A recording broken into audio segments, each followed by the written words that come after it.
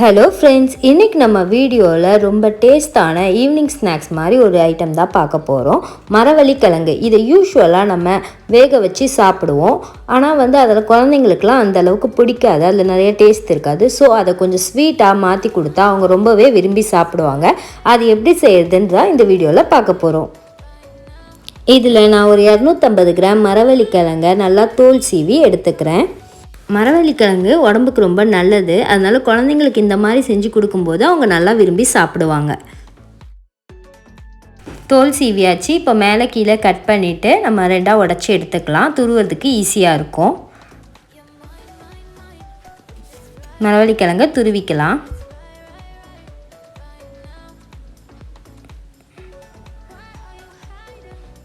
நான் நல்லா துருவி எடுத்துட்டேன்.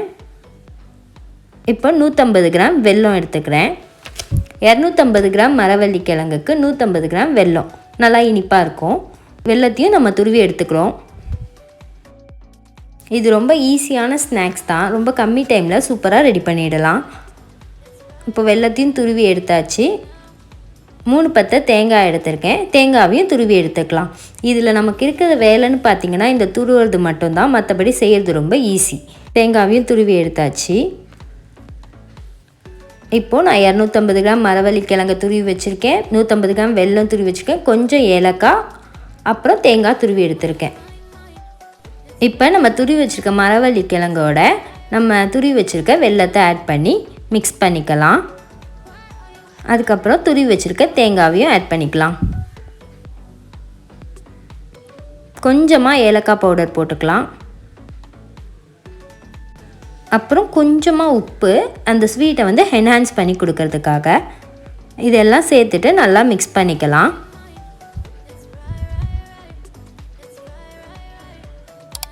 நல்லா மிக்ஸ் பண்ணிக்கோங்க.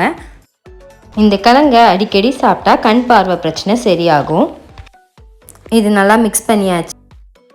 இப்போ ஒரு இட்லி சட்டியில் நம்ம மிக்ஸ் பண்ணியிருக்கிறத கொஞ்சம் கொஞ்சமாக எடுத்து வச்சுக்கலாம். ஒரு கைப்பிடி எடுத்து வச்சுக்கிறேன். இந்த கிழங்கை நல்லா வேக வச்சு தான் சாப்பிடணும். இந்த கிழங்குல கால்சியம், மெக்னீஷியம், பாஸ்பரஸ், மேக்னீஸ்னு நிறைய சத்துக்கள் இருக்குது. விட்டமின் ஏ, சி கூட இருக்குது. இட்லி பாத்திரத்தில் கொஞ்சமாக தண்ணி வச்சுக்கிறேன். அப்புறம் நம்ம எடுத்து வச்சுருந்ததை இட்லி சட்டியில் வச்சு மூடி வச்சுக்கலாம். இது ரெடி பண்ண 10லேருந்து 15 நிமிஷம் தான் ஆகும். 5 நிமிஷத்துக்கு அப்புறம் நம்ம சிம்மில் வச்சு வேக வைக்கலாம். ஒரு 15 மினிட்ஸ் ஆயிடுச்சு. ஓப்பன் பண்ணி பார்க்கலாம். மரவள்ளி கிழங்கு சூப்பராக ரெடி ஆகிடுச்சு. லைட்டாக வெந்திருக்கான்னு எடுத்து பார்த்துக்கோங்க. கிழங்கு சூப்பராக ஸ்வீட்டாக ரெடி ஆகிடுச்சு.